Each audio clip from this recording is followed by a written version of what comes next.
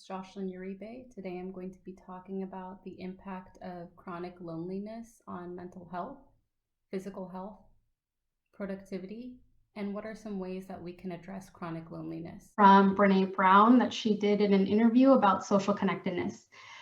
She says, a deep sense of love and belonging is an irresistible need of all people. We are biologically, cognitively, physically, and spiritually wired to love, to be loved and to belong.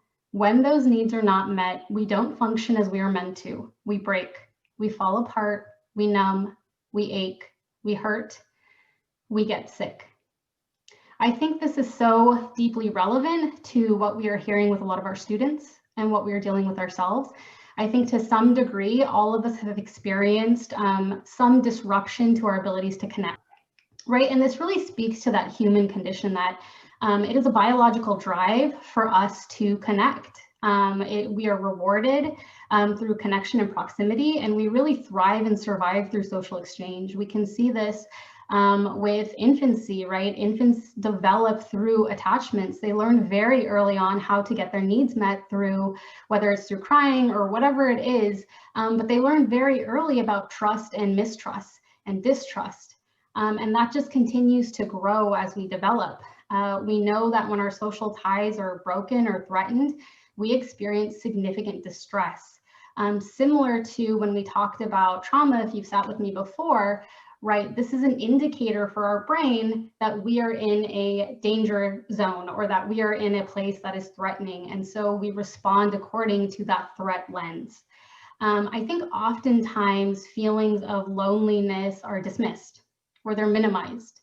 And really experiences like being shunned or excluded or feeling isolated activate the same areas of the brain that respond to physical pain.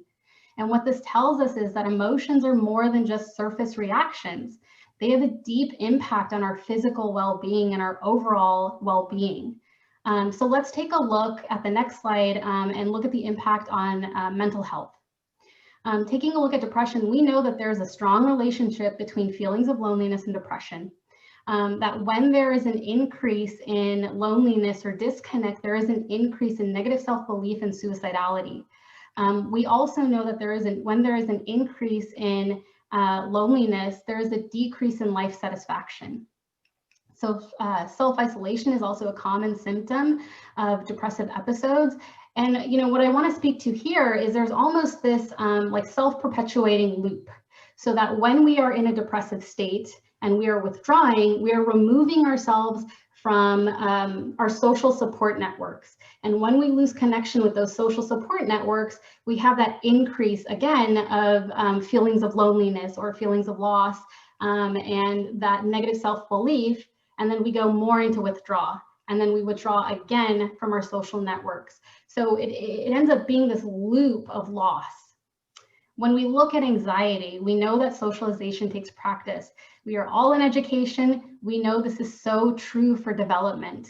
Our kids are in a place where they are learning to negotiate. They're learning to build trust. They are learning what is okay for them. They are learning all the finesse that comes with social skills and social interactions. And so this is such a key component to our growth, is being able to practice those skills. And there's truly something to say about the spontaneity that comes with those one-on-one interactions that we have. We know that chronic loneliness can lead to or exacerbate already existing social anxiety. As we lose some of those social supports, we have more of a difficult time with emotional regulation. Strong support systems are a protective factor against anxiety. This is really true for all mental health conditions, that having a strong support system is really a protective factor. In relation to psychosis, we know that loneliness is linked to an increase in hallucinations and paranoid thinking, and that relationship goes in both directions. Similar to how we talked about with depression, again, if you think about something like schizophrenia, we oftentimes see withdrawal or isolation with schizophrenia. If you have increased symptoms of, let's say, paranoia, right, there is the likelihood of like isolating or withdrawing and losing access to those social supports again. In substance use and abuse, the prevalence, it's prevalent in people with dealing with chronic loneliness or isolation.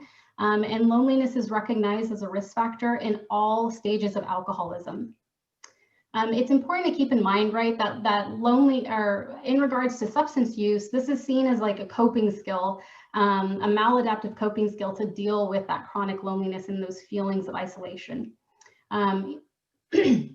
When we look at the physical impact, I was astounded when I was researching this topic and looking at how this impacts our physical well-being. And when I started to think about it from the perspective of trauma, and I started to think about it from the perspective of how our bodies react when we feel threatened or when we feel like we are in danger, and how exhausting that is when we get into that fight-flight state.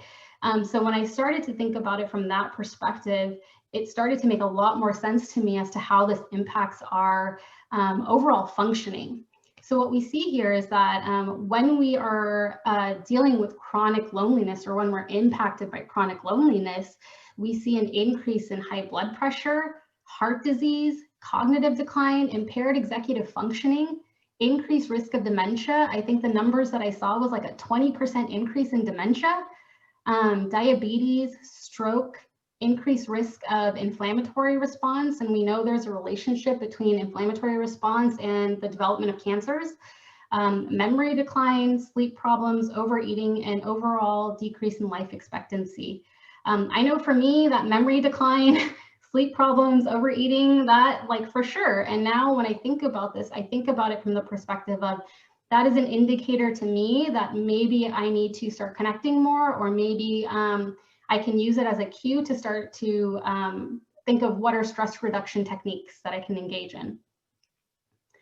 Looking at the workplace impact, chronic loneliness has been linked to greater workplace absenteeism, lower productivity, and lower quality of work.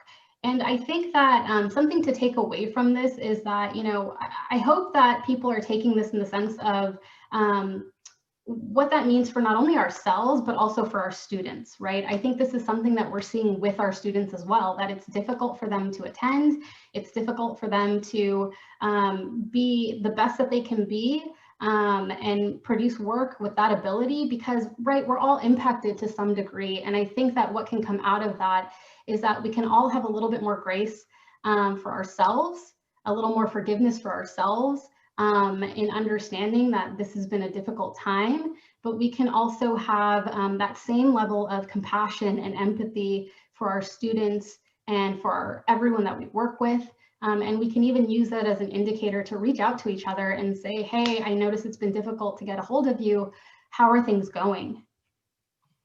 And I think that leads us into what are some things that we can do to really address the impact of loneliness. The first place to start would be stress reduction, right? We know that when we are lonely, our bodies produce more cortisol, so that's stress hormone, and we feel stress more intensely, right? So those everyday obstacles take a much bigger emotional toll when we don't have access to stronger social support systems. So this would be a time to engage on things that are relieving to us, that are help reduce some of our stress. Journaling is excellent because, especially when you're looking at like maybe anxiety, you're able to externalize those thoughts, that loop that's in your head, and put it on paper. So journaling is a great method, meditation, exercise, whatever technique is helpful for you, mindfulness, deep breathing, whatever it is, but using that as a cue that I need to start reducing my stress. Next would be expect the best from people. I think, you know, loneliness can alter our thinking. It's common to anticipate social interactions will go poorly. This is very true when we look at, let's say, depression and anxiety. Oftentimes there's distortions in our perception, not only with ourselves, but with our relationships that, oh, if I reach out, they're going to think I'm annoying, they're going to think I'm terrible, or this, and this. So really trying to challenge some of those negative expectations surrounding relationships and really thinking about what is the positive intent. So I gave the example previously when I talked about workplace, but you know, if I'm reaching out to someone and they're not getting back to me, rather than coming from a place of anger or personalizing that, lack of response, I can come from a place of support, and I can come from a place of compassion and really harm reduction, and say, you know, maybe this person needs some more support, or maybe this person's just having a much harder time. Fostering relationships with others. Finding ways to reach out. I think 2020 has been a year of adaptation. And so finding ways to really cultivate those relationships. And I think there's something to say about Zoom fatigue. And so if that's still working for you, wonderful. If it's not, I think, you know, finding ways that are safe to connect with other people.